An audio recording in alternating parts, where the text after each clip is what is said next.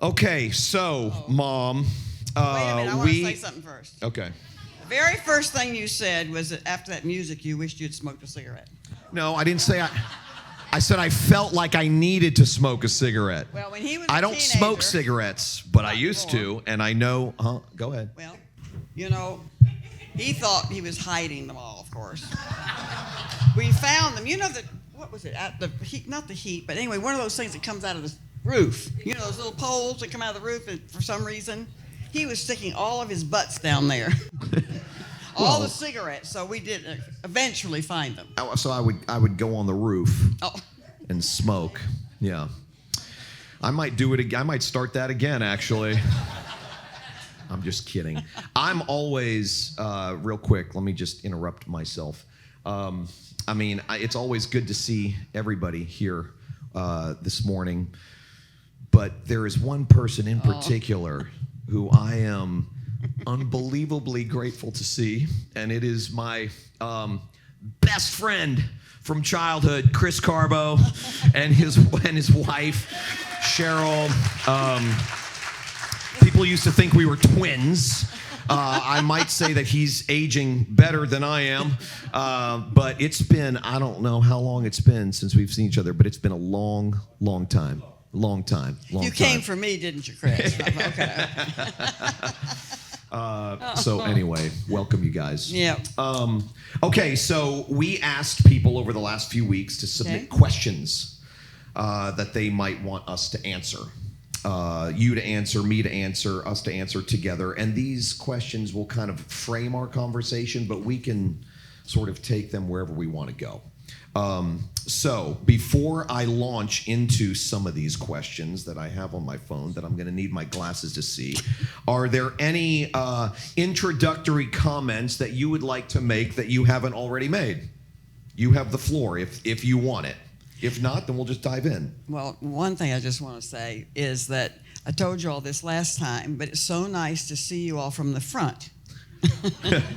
Because when I watch online, I only see the backs of your heads. So now I can put a face to the back of your head. So anyway, it's always an absolute joy for me to be here. Mm-hmm. And it's emotional for me. So I'm very grateful because I also prayed for him for a long time. She did, and she still does. Yeah, I hope. Yes, oh yeah. And the grandchildren and the great-grandchildren. That's the first question I want to ask. Perfect segue. So, the first question I would ask is, you have 7 children. Yes. I'm one of 7 children. I'm the middle of He's 7 the middle. kids. How many grandchildren? 22. 22 grandchildren. And how many great-grandchildren? We're expecting the 12th. The 12th. And they're just beginning. We still got quite a few to come. Okay, so did you always want a big family? Absolutely. You did, from the time In fact, if I'd had a chance to say something yesterday to Anthony, because he's much younger than his older sister, 5 years between them. It took me 5 years to talk my husband into letting me have one more. And I wish I'd had 2 more because Anthony grew up almost as an only child. Yeah. But I loved having children. I loved everything about it. I know, I was asking Stacy because the baby's due soon, right? Reagan's baby. Yeah, yeah. soon. Yeah. And I loved being pregnant. I loved having children. Every time one of my babies got to place on the sofa that they started doing this, I wanted another one. And I'm just so grateful because I did want a big family, and the Lord blessed me. And then, to be able to be at all my children's weddings, this has been, God has blessed me. He has. Yes, he has. My Face ID's not working. It's not recognizing my face. Oh, good. Hold on a second. Hold on. Bear with me. Maybe you shave too closely. It can't recognize sometimes you. It doesn't recognize me if I'm wearing glasses. Oh, take them off. Okay. This is going to be fun. This is a good icebreaker. Okay. I'll let you go first, and then I'll go second. This question was submitted. How would you describe each other in 3 words? And I want you to go first because what you say will greatly influence what I then say. 3 words is hard, but I would say he's a trophy of grace. Those are 3 words. You don't have to trophy of grace. The trophy now, that we can enlarge on. Yeah. No, seriously. He was, from the time he was a tiny kid, he was the sunshine of the family. When he walked in the room, he was sunshine until he became a teenager and started into some of the rough times. But he was. And so that's why he's a trophy of grace. I would say about you, I would say that you are fun. I've always been so proud of you. I mean, anytime you would walk in a room, I always felt like I'm with her. You've always been elegant and classy and fun and spunky. You remind me very much of Tete, her mother, my grandmother, who died back in 2007. You have been sacrificial. I mean, you can't have 7 kids without sacrificing a lot of time, energy. And I love our conversations. Love our conversations. We have good, deep... Theological conversations. Yes, good, deep conversations about God, about life, about failure, about grace. When my life imploded back in 2015, and it was bad, and it was public. I was on my way on I-26 heading back north to North Carolina. I get a phone call. And I said, Mom, and he where said, are you? I said, I'm on I-26. He said, going in which direction? I said, north. He said, turn around. Yeah, I did. And she I was thought, the first oh, person my I called goodness. and said, I need you here. And she did. She turned around. So in that way, I've always found you dependable. So that doesn't mean always agree, but I wanted my children always to know I was there. Now, sometimes I got upset with them. They know that. Sometimes. But, kids need to know that their mom and dad are always there for them, and they love them no matter what, just like God does, Mm-hmm. Yeah, and you've been and I want to, this is just a side thing, but, people get upset by God in the Bible being a father and so forth. I believe he's a father, but he's got a mother's heart. Hey, wait a second. I mean, I'm a dad. I got a good heart for my kids. What's that supposed to mean? I'm just kidding. Yeah. No, that's true, though. Okay. Let's see. Next question. What Bible story or stories have impacted your lives the most? You first.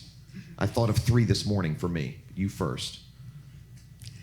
Well, in the Old Testament, I would say probably, I love Elijah and Elisha. Those stories. And, Why those stories? Well, I love the story of Elijah because I think that you see, after Babel, Babel? Yeah, no. After they killed all the prophets of Baal and all that story, in Mount Carmel, and he had a great victory. And then, the rain came, and it came so fast it made mud and slush, and the chariot barely made it back to where the king was. And I think he thought he was going to be probably the prime minister. He'd gotten rid of all the bad guys, and, this was his chance. And he realized that, no, Jezebel was after him. And so he ran, and he got depressed, And so he sat down under a bush and said, Lord, I can't take it anymore. Just take my life from me. And then, he didn't, of course. And he kept going. And then the Lord spoke to him out on Mount Horeb, out of that storm, and all that, and then out of that still small voice. So I just love the fact that there's a whole gamut of emotions in that story. Mm-hmm. There's victory, there's depression. God never berated him. He never said, oh, good night, look what I did for you on Mount Carmel. How in the world can you sit here and now wish I would take your life? He never did that. And then in Mount Horeb, when he got up there, all that, God showed you it's in a still small voice. And sometimes that's what we need to listen to. It's a still small voice. What other? Any other stories? In the Old Testament, oh, good night. The Old Testament's full of stories. Goodness, of course, they read Judges, and they're sort of wild. It's violent. Nailing people, pushing people's guts out, nailing people's heads. I mean, the Bible, it has nothing on, Hollywood has nothing on the Bible. If you read the Old Testament stories, they're wonderful. But of course, you see God working through the whole thing. In the New Testament, I love the stories in Mark. And I think one of my favorites is when Jesus tells his disciples, he was tired and so forth, and he tells his disciples to go and get a little boat and to go out. He said, we're going to the other side. And of course, if any of you have been to Israel, the other side is not very far. Lake Galilee is not a great big lake, not like Lake Michigan. And so, he said, we're going to go to the other side. So they got in, and of course, as many of you know the story, Jesus fell asleep. Well, a big storm came in. Storms come very rapidly there because there's a corridor that comes down through there that causes storms to come very quickly. And so, a big storm came, and of course the disciples were scared to death, and they got upset with Jesus because he was sleeping. And I love the little details in Mark. It says, and Jesus' head was on a pillow. Their little details are beautiful. So Jesus is sleeping. He's totally at peace, and the disciples are going, nuts. Finally, they wake him up, and he looks at them, and he says, what's the matter with you? How did you lost your faith, And then he said, peace be still. And immediately, the storm stopped. And I've wondered sometimes, how come the disciples lost their faith? And I thought, it's the same reason I do. First of all, they didn't depend on his promises. He says, we're going to get to the other side.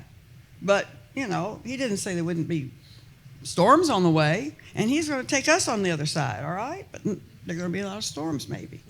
And then they didn't depend on his presence. He was right there in that boat with them. They had seen him raise the dead. They had seen blind people be able to see. They had seen deaf come back. They had seen all the miracles, and they failed to depend on him.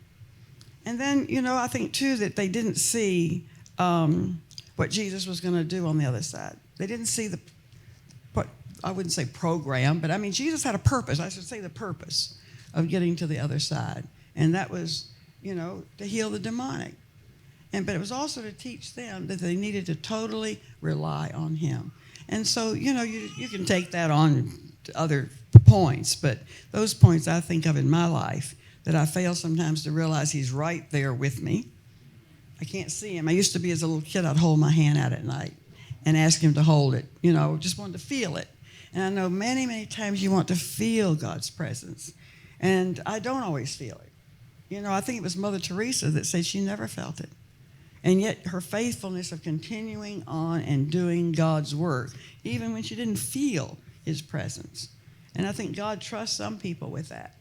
I would much rather feel it and be very emotional with him. And so, and then, goodness, I've seen his power. I'm getting pretty old now. And I've seen every time, his faithfulness and his grace and all my life. And yet the next problem comes along and I start to think, is it going to work this time, sort of. And that's not true. We just sang about that. So. I would say I thought of 3 today. I love the story of Jonah. Oh, yeah. He's just like me. But there's no end to it. We don't know the ending. Excuse me. Well, there's something sweet about the ending of Jonah, but it's a well-known story. God tells Jonah to go tell the Ninevites that they're in trouble because of the way they're living and the way they're acting, and Jonah refuses to go because he's scared of them and he hates them. And so he tries to run from God, and instead of God turning his back on Jonah, he goes after him. And the rest of the story, gets swallowed by some fish. He's in there for a few days. This fish vomits him out. Jonah goes to Nineveh. He preaches like a 3-word sermon. The entire country believes in God. The entire city starts believing in God. And then Jonah's upset about it because he wanted God to destroy them rather than save them. And I just love the fact that he's stubborn, he's stupid, he's faithless in so many ways. I have no doubt that the reason God put some of those stories in the Bible is to encourage us. Absolutely. When we feel stupid and faithless and stubborn and sinful and all of those things, we tend to think that God abandons us in those moments. But we see in that story God going after him time and time again. Does that book been reprinted? No, not yet. Yeah, Because that's one of my favorite books that Tullian wrote. Well, I want to edit it significantly. Don't do too much. You're probably going to change the story. And it's great the way it is. But one of the things that I love about the story of Jonah is that most Bible scholars believe that Jonah himself wrote it. And so you get to the end of the book and you find Jonah moaning and groaning and complaining, and basically the book ends there. There's no redemption story at the end. But the redemption story is the fact that Jonah himself wrote the book. I mean, if we were commissioned to write our memoir, our autobiography, we would tend to edit out the bad parts and to keep only the good parts in there so that people would think well of us. But Jonah put all the bad parts in there, and I love that. It shows that in the end, he really did embrace God's grace, and he realized, if God loves me, I'm okay if nobody else likes me, which frees me to tell the truth about myself. So I love that part of Jonah. That's great. I love Job, the story of Job in the Old Testament. I mean, this is a guy who lost everything, and found himself frustrated with God, disappointed with God, angry with God. And there again, God could have turned his back on him and said, look at everything I've done for you, and this is the way you're going to treat me because you don't understand what I'm doing. And of course, God did Basically, it. God tells him in the end to shut up. Well, I love it. Yeah. He said, now let me talk. Yeah, Jonah and his friends have been barking back and forth about God and trying to figure God out. And God sits back very patiently listening to this nonsense. And finally, in chapter 38, God says to Jonah, okay, you've been questioning me. Now brace yourself like a man and let me question you. Where were you when I was laying the earth's foundations? Where were you when I was telling the lightning where to strike and the thunder where to roll? Fantastic. Where were you when I was, birthing the billy goats on a hill that you'll never see? It was just Powerful. God. And God never answers Jonah's question, So why did this happen? Job, you're on Job. Oh, Job, sorry. Thank you. God never answers Job's question, why has this happened, ever. He just simply reminds Job that he is God, and in the end, that And proves Job enough. never asked it again. And what? Once God revealed himself, and he said, what it was that the quote, you quoted. When God said to him, he said to God, I've known you all my life, now I have. He says at the end, after God says everything he says to him and reveals himself to Job, Job says, before my ears had heard of you, but now my eyes have seen you. And he never asked another question. Yeah. And it just goes to show that the pathway from knowing about God to knowing God is often paved in suffering and loss and failure. So I love that story. And of course, because I relate to it so much, the parable of the prodigal son in Luke 15. Such a beautiful picture of God being the gracious father that he is, always leaving a light on. He could have. I love that story because so often inside the church, when somebody fails, when somebody stumbles and falls, we only let them back in if they can demonstrate the sincerity of their repentance. And the father in the parable of the prodigal son sees his son coming home from a long way off. And he's been looking for him. Yeah, but he sees his son coming from a long way off and runs out to meet him. His son is sort of, his head is hung low in shame because of the way he screwed up and the way he squandered his inheritance. And he thinks to himself, maybe my dad would allow me to come home just to be a servant in his household. And I love it because when the father sees his son coming home on the horizon, he runs out and greets him and wraps his arms around him. And before the son can get one word of confession out of his mouth, the father says, just shut up. I got a party for you. It's a beautiful picture of the way God promises to receive us. Dirty, guilty, blameworthy. So I love, those are the three that I thought about today. The parable of the prodigal son. I've often wondered, the mother's not mentioned in the story. So in my imagination, which I think sometimes we're allowed to have, I believe the mother was praying all that time. Yeah. I think she was there And she might have been looking out her window too, but she was praying. Okay. This one's good. Oh, my. What So is- he cheated because you've read these. I wrote them all. I'm just kidding. What do you mean read them? I came up with them myself. All the questions you guys submitted were so bad that I had to come up with them myself. I'm just kidding. That's not true. I'm at a disadvantage here. No, none of these are mine. Okay, what is something about God you know now that you didn't know 20 years ago? A lot. We'll give one thing. Oh, just experiencing God's faithfulness and His grace over and over and over again. And the song, when it says that, we're prone to wander, Lord, I feel it. And sometimes we do. And then how He just draws us back into His love and into His grace and into Himself. And I have grown in that. I went to, of course, I was raised in a Christian home. I went to Christian boarding school at 12 years old. My life was surrounded pretty much by Christians. And so a lot of it I've learned since then when I've had to deal with things, on my own. Sometimes the Lord, I think, calls us out of our comfort zone to teach us things. And I've been called out of my comfort zone several times. And some of it was very difficult. And that's when I've learned more about grace and more about faithfulness, faithfulness, God. And I hope that's the thing that people will remember. Well, I'll have to think of something to put on my tombstone, maybe. But, God's faithfulness, not to give up. He doesn't give up. Yeah, And that's amazing to me. I would say, I have been writing about God's grace, preaching about God's grace, teaching about God's grace for many years now. But in a sense, may not sound right, but I proved how gracious He was by tanking my life and watching people understandably walk away because everything was so messy, and seeing God never walk away. So it was almost like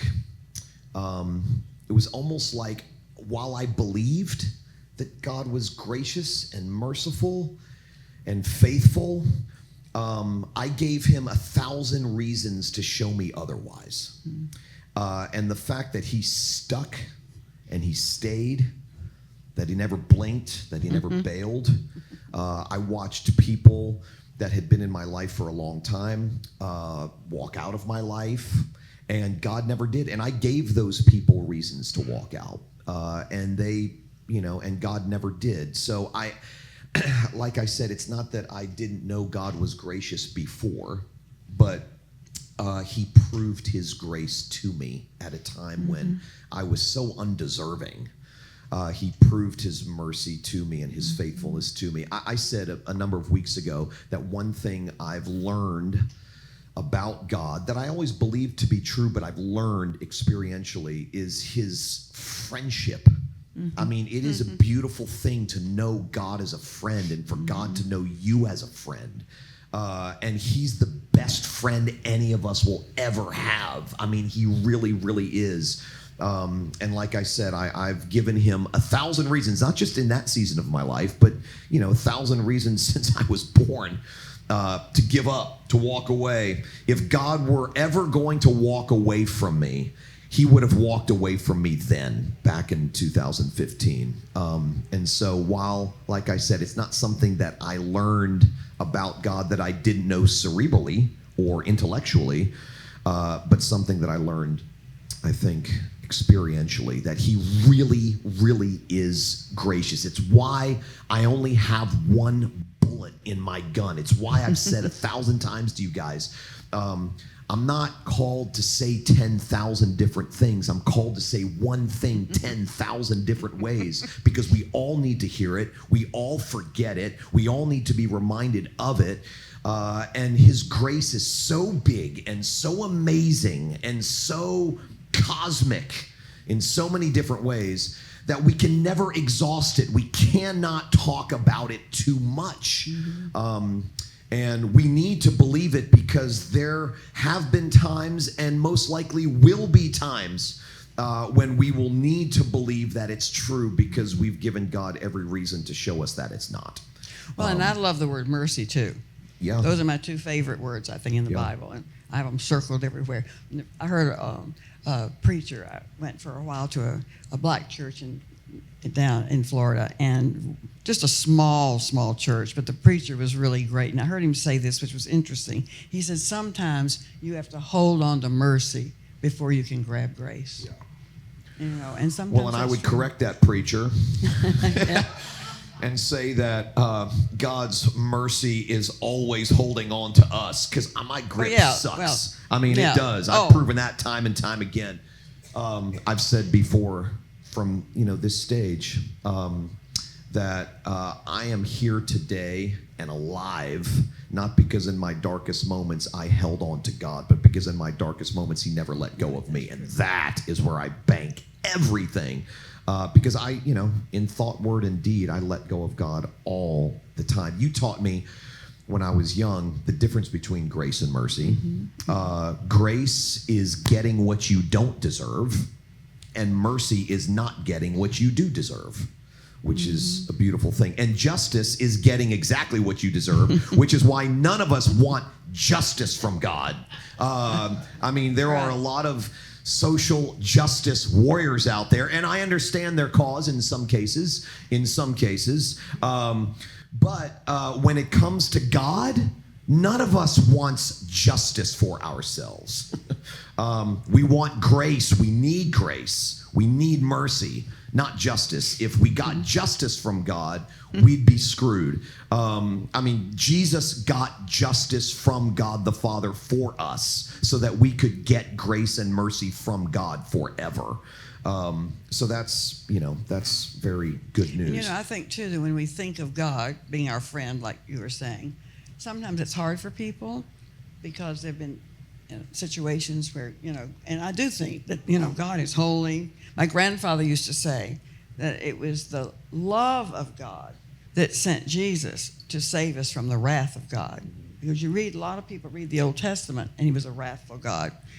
And so, He sent Jesus. And I think this is where I happen to love the series The Chosen, because you understand it. Jesus is your friend, but He represents God. He is God. But, then you understand. And I think that it's, to me anyway, I happen to love it. Yeah, Stacy and I love it too. And I'm not into Christian anything. Christian music, Christian movies, Christian television, whatever. I'm not into any of it. Forgive me if you are. I'm not saying you shouldn't be. There are some good movies coming out. But I'll tell you what. So Stacy was asking, let's watch The Chosen. Let's watch it. And I'm kind of eye rolling the whole thing. Like, come on, it's a bunch of Christians putting bad art together and putting it on TV. And so we started it in deference to my wife, in sacrificial deference to my wife. We started watching it, and probably the 5th episode in, I was absolutely captured. And I really love the fact, we both love the fact that it really brings out the humanness of Jesus. So often if you've been around church, you've grown up in church, the godness of Jesus is primarily on display. But His humanness is sometimes lost in that. And so just, some of the scenes with Him, playing with His disciples in the Sea of Galilee, and, He gets hungry and He gets thirsty. And the relationship with His mother is so sweet, very which is sweet. Not given to us in Scripture. Yeah, very sweet. And we know He had it. And His friends, stab Him in the back, and, He teaches them for 3 years, and they're still jockeying for position. And, it's just that's why when Hebrews says, we have a great high priest who sympathizes with us in our weaknesses. And sometimes we go, how can Jesus sympathize? Jesus didn't live in the 21st century. He wasn't married. He didn't have kids. How would He know some of the struggles that I face? And the fact of the matter is, when you really begin looking at His life and you think about the fact that He was misunderstood, that He was betrayed, that He felt the same things we feel, disappointment, sadness, suffering. It just, it puts in perspective like, okay, he gets me. He really does get me. And there are some sanctimonious Christians, overly sanctimonious Christians, that will say, they criticize it and say you can't put words in Jesus' mouth. You can't add to the Bible. Now, we know that's true. You don't add, but this is not adding to the Bible. And I've checked with the theologians that come through the Cove. They can't find anything wrong, because both in John and Luke, I think both, you'll correct me if it's not those two, but say that if all the things were written down that Jesus did, there wouldn't be enough room. Yeah, so obviously he said more than what we have in the Bible. Yeah. And C.S. Lewis was a great encourager of the imagination. I mean, it was the one reason why he encouraged, even though this may sound controversially in some circles, he encouraged parents to teach their kids about Santa Claus, because he says it cultivates the imagination. Yeah. And we grew up with Santa Claus and Jesus and never got the two mixed up. No. Right. It's not that bad. Okay. This is a probing one. Have you ever found yourself angry and disappointed with God? Yes, I can remember a certain time. And this was when my grandmother, and this is interesting, it shows also partly it was that era. But, as you know, my daddy was gone my life, probably 70% of the time. And so he was away from my mom a lot. And this was later. I was grown and married and had children, of course, by then. But my grandmother died. And so Daddy came. He was in a crusade up in the eastern part of the United States. And he came home, and then somebody called him and told him that the crusade numbers had dropped dramatically because he wasn't there. And so he turned around and went back. And I remember driving up to his house, beating on the steering wheel, mad at God that he would do that he would have my daddy leave. And he didn't. Daddy made that decision, but that, Daddy felt that necessary to bring the numbers back up at the crusade to leave my mother at that time. And I remember being mad then. I have found myself hopping mad at God on many different occasions. I mean, I can't. See, I took it out on you, not God. Yeah, no, I've taken it out on God. I have found myself angry with Him, disappointed in Him, frustrated with Him. Some of my best prayers have included some language that I would never use from this stage as it pertains to God. And I think some people, some sanctimonious people would say, well, that's irreverent and that's not right, and blah, blah, blah. And I'm like, man, have you read the Psalms? Yeah. I mean, David is just so honest about the way he's actually feeling. God knows how you feel. He knows what you're dealing with. And it's relationship cultivating when you express that kind of honesty to God. I think some of my best conversations with God have been those conversations where I have just expressed exasperation with Him. Right. Like, you could stop this. Why don't you? Yeah. You could do this. Why don't you? You could make this happen. You're God. Why don't you? If I had been God, I'd have stepped on that serpent's head in the Garden of Eden. Well, it was all in due time. I know. But I just, life happens, and it oftentimes comes with disappointment. It comes with hurt. It comes with, detours, painful detours. And I can't get along. I'm going to start preaching now. It's very difficult for me to get along with people who have a posture that says, every day with Jesus is sweeter than the day before. And I'm like, dude, I don't get you. Either you're deceiving yourself, or you're not really being honest, or somebody told you that you're not allowed to feel frustration with God. You're not allowed to feel disappointed in God. You're not allowed to get angry with Him. And I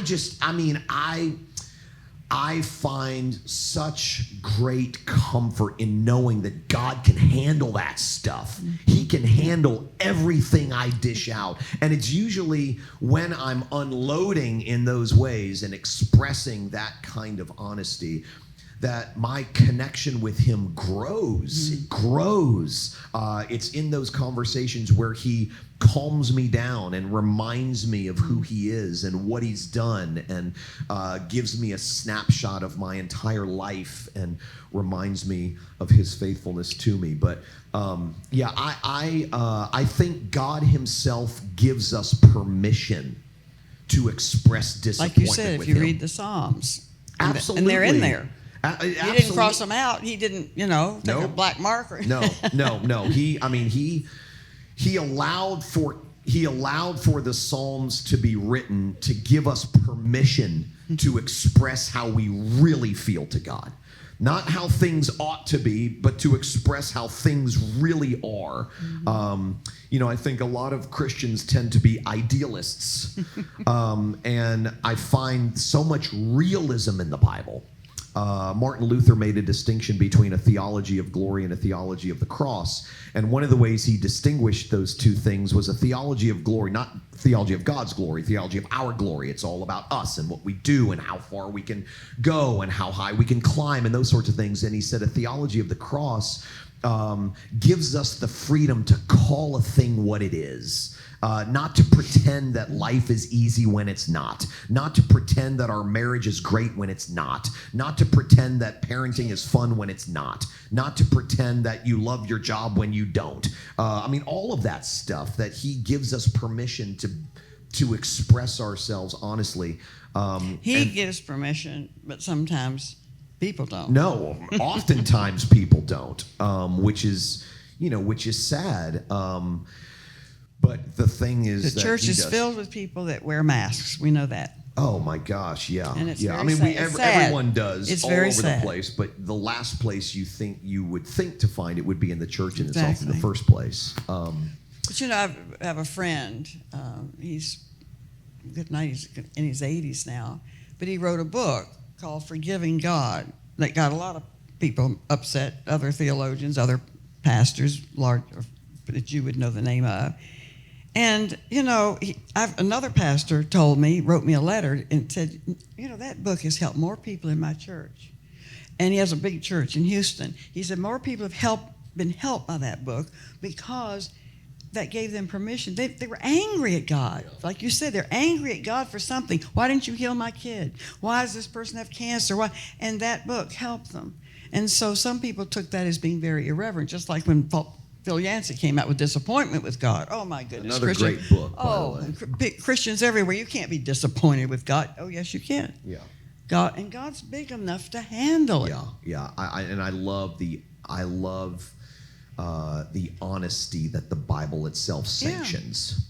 That we are free to be real before God. And oftentimes that's the only place where we feel the freedom to be real. We're going to go back to what was that question number 2, I think, or something, where it said, what have I learned? More. Yeah. What is something about God you know that you didn't know 20 years ago? These would be the things that I probably don't experience as often as I did when I was younger, because I've seen more years of God's faithfulness and God's grace and God's mercy. So now I don't have those same frustrations that I did before about, maybe being upset or angry with God or whatever, because I've seen so much of his grace and his mercy and his faithfulness.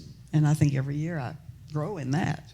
So. And I've watched people get older, and they can go in one of two directions. They can either get harder or they can get softer. They can either get angrier or they can get sweeter, calmer. And oftentimes, the difference is what someone knows or believes about God's grace. The people who, as they get older, realize, you know what, if God's grace isn't true, I'm screwed. Those are the people that I want to be around. Those are the people that tend to be honest. They're not. I've said 1,000 times that spiritual growth is not I'm getting stronger and stronger and more competent every day. Spiritual growth is I'm becoming increasingly aware of how weak and incompetent I am. Dependent we are. And how dependent we are Yes. on God's grace. Yes. And so the way that I summarize it is spiritual growth is simply a growing awareness of our need for grace. Mm-hmm. And we get that from the Apostle Paul too, Mm-hmm. where he says at the end of his life, after he accomplished so much for God, at the end of his life, he looks at himself and says, I'm the chief of sinners. I'm the worst guy that I know. You've heard me quote my friend Jean LaRue before, where he said, if you're not the worst sinner you don't know yourself very well. That's a great which is true. statement. And then Jack Miller, who was a Presbyterian pastor in the Northeast many years ago, was famous for saying, cheer up, you're a lot worse off than you think you are. But God's grace is infinitely greater than anything you could ever ask for or imagine.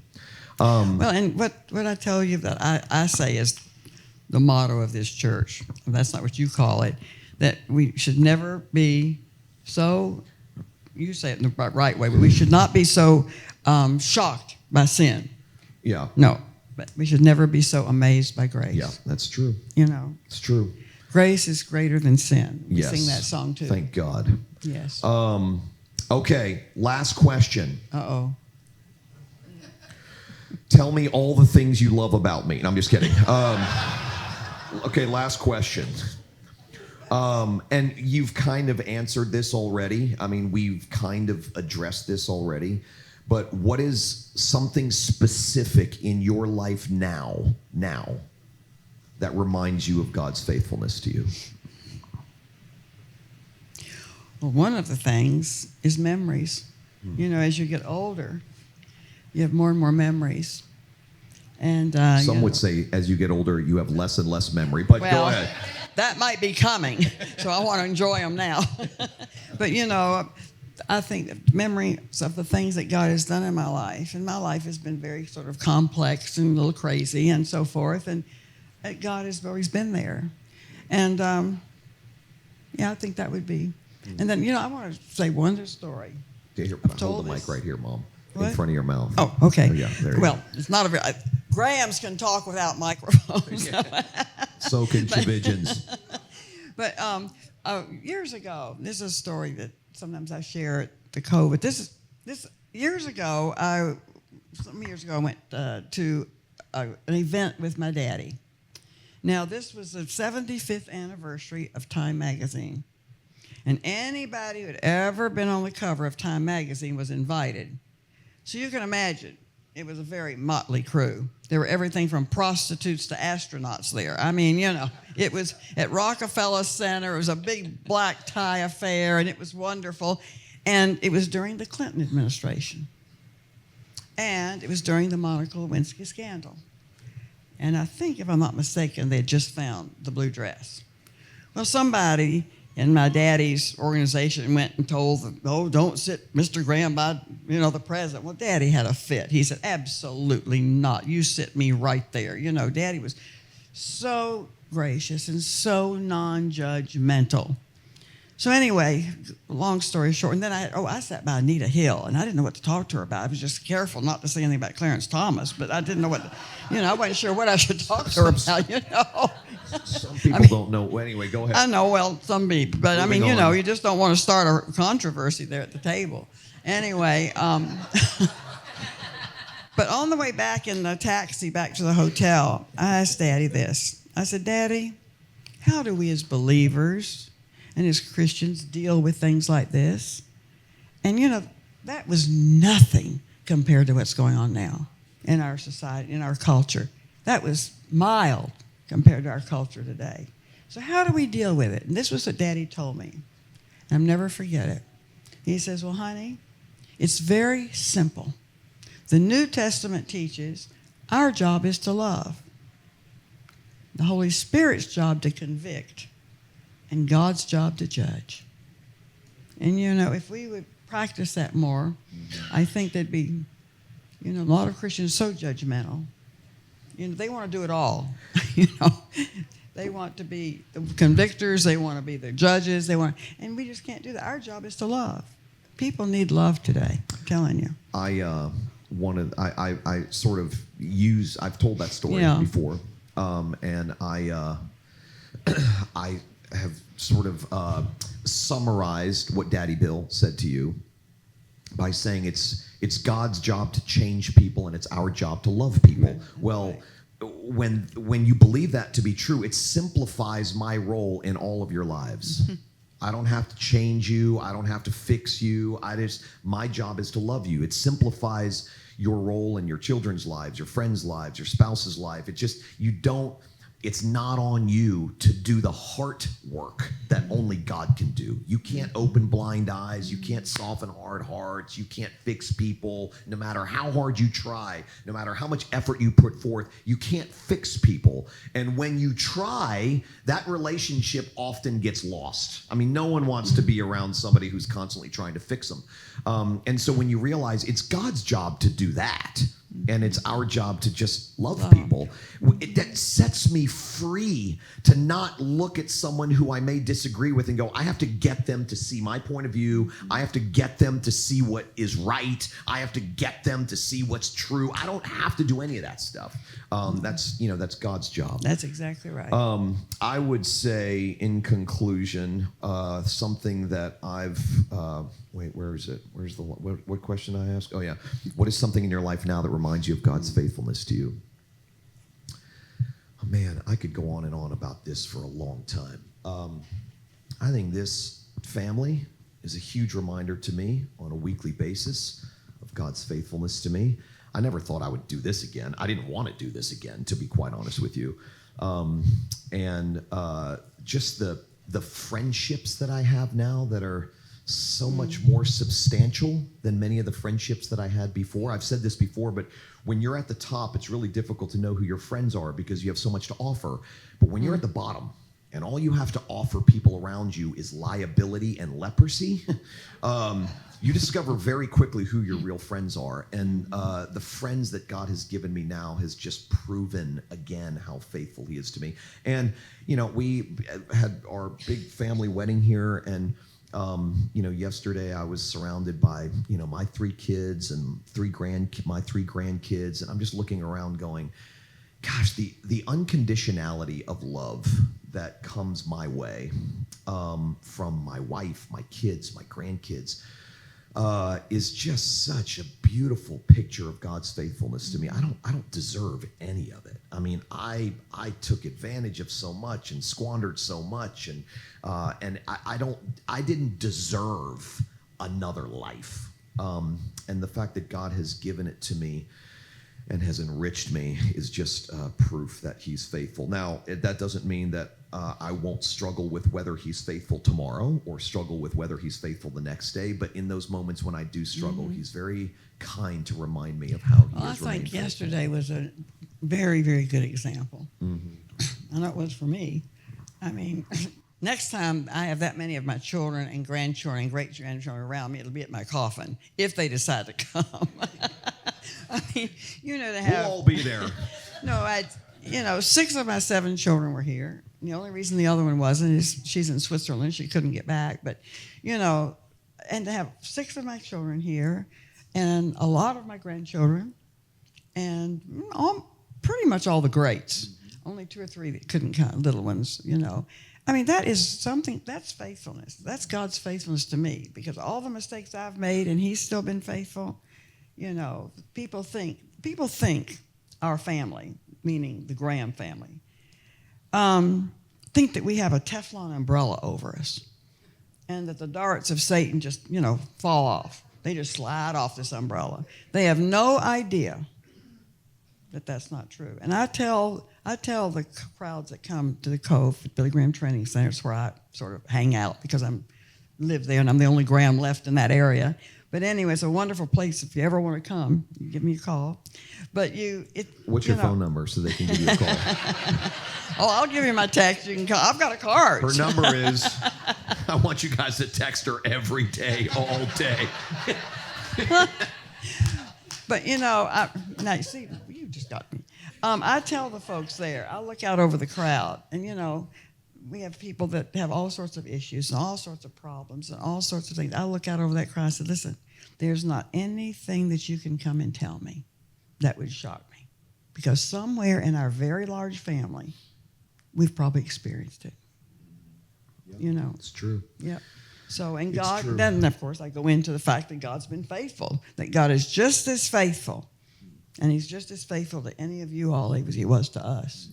You know, people have expectations of Grahams that are unbelievable. Well, I'm just sort of, as world changing and influential as Daddy Bill was in the 20th century. I mean, he was, routinely listed. I don't know, was it 40, 50 years, something like that, in Life magazine's 100 most important people that ever lived, and Daddy Bill was always in that number. I mean, that's significant. I mean, he was good friends with every president since Harry Truman on all the way up to, he was too old to consult at that point by the time he got in his late 90s. But everybody most people, but I will say this, that most people 40 and younger have no idea who he is. I know. So they have no preconceived notions. When he died in 2018, he was 99. He was about 7 months away from his 100th birthday. Well, in China, my mother was born in China. They would consider him 100 because they consider the 9 months you're pregnant as the first year. Well, then let's just go ahead and say he died at 100 then. But we heard from so many people who had no idea who Daddy Bill was. But because there was so much coverage of his death, I mean, night after night after night on talk shows and news, it's a whole new generation was like, wow, this is, he was an important man, and he really was. But human and flawed and gracious.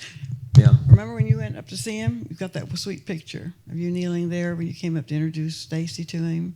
Yes. And you hadn't seen him since all that mess. Yeah. Yeah. But it's so sweet that, listen, Daddy just wanted to tell you he loved you. Yeah, and he did, of course. Yeah. Okay, well, let's hear it for my mom. Oh, man. Let's hear it for your pastor. What? Let's hear it for your pastor. Well, yes.